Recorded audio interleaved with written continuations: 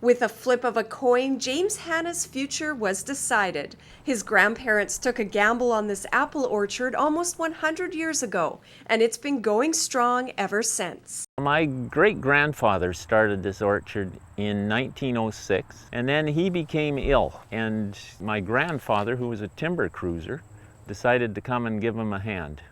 He passed away later that year. So James's grandparents, Bert and Adela Hanna, put the decision to stay or go in the hands of fate. He was managing a mill in Swanson's Bay up the coast, and farming doesn't pay that well.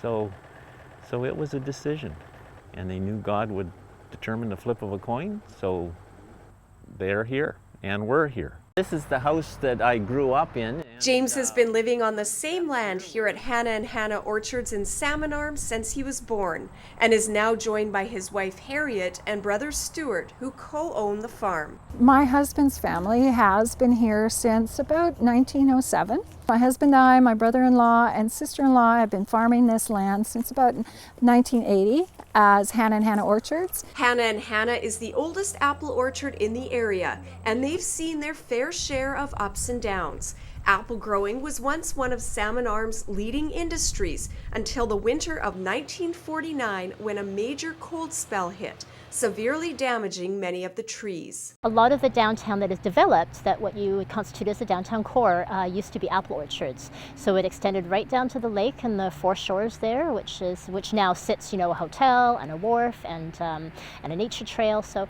a lot of that was all apple orchards, and you can see that from historical photos. Many growers chose not to replant, but those who did, like the Hannas, endured tough times as they waited for the young trees to mature.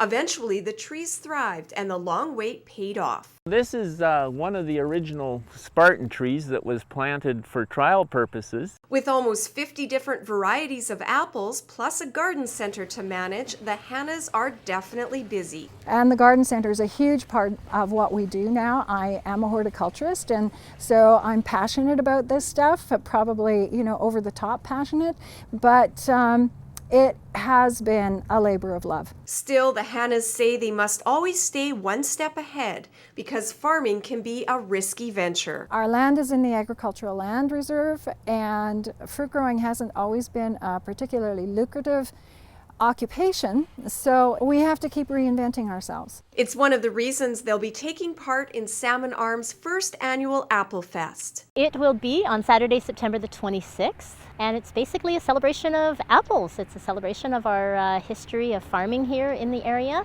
and just a great way to introduce, all the varietals of apples that we have that's, possibly a lot of people don't know about. This will be the first event of its kind, and growers like the Hannas are excited to share what Salmon Arm apples have to offer. Our climate here is special, and one thing about the apples that we grow is that we grow them without irrigation.